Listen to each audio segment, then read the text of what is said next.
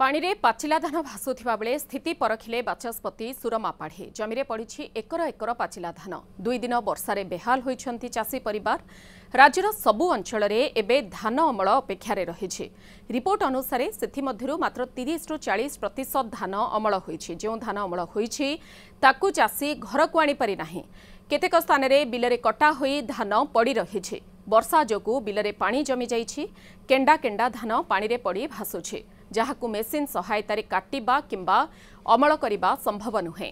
रणपुर अंचलर विभिन्न स्थान रे थिबा धान खेत बुली देखिबा सह स्थिति अनुध्यान करिसंती बाचस्पति तथा रणपुर विधायिका सुरमा पाढ़े। क्षतिग्रस्त चाषींक सहित समस्या को नहीं आलोचना करिसंती। सरकारी सहायता जोगाई देबाकू एवं ऋण छाड़ करिबा पई चाषी माने दाबी करिसंती।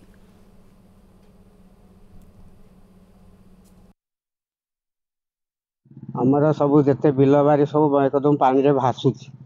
तेणु आम कौन करूँ सोसाइटी लोन आनीलु बाकी लोन करूँ घर समस्त कर्ज आणिकी बिल लगे। तेणु एवं बर्तमान कौन करूँ आम भावुँ सोसाइटी लोन आईला तथा पुणी आहरी आम बाहर लोन बाहर सब टंका पैसा आणिकी बिल लगे।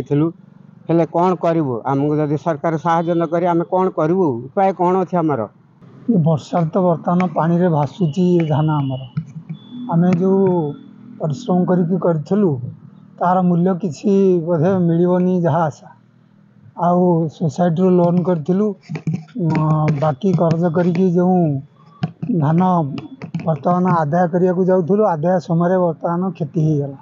या सरकार आमको किसी सहायता करूँ आउ सोसाइटी लोन ऋण छाड़ करने आम नवेदन कर धार खरच करड़े सोसाइटी भी ऋण आनी करूँ ये धार करूँ तार क्षतिपूरण कौन गवर्नमेंट दबे ना नहीं से गुड़ाक चिंता करूँ। गवर्नमेंट आगे आम से नवेदन करूँ कि क्षतिपूरण दिंतु आउ जो सरकार सोसाइटी जो ऋण आनी से गुड़ा छाड़ कर दिंतु ना आम चलिया भारी कष्ट हो।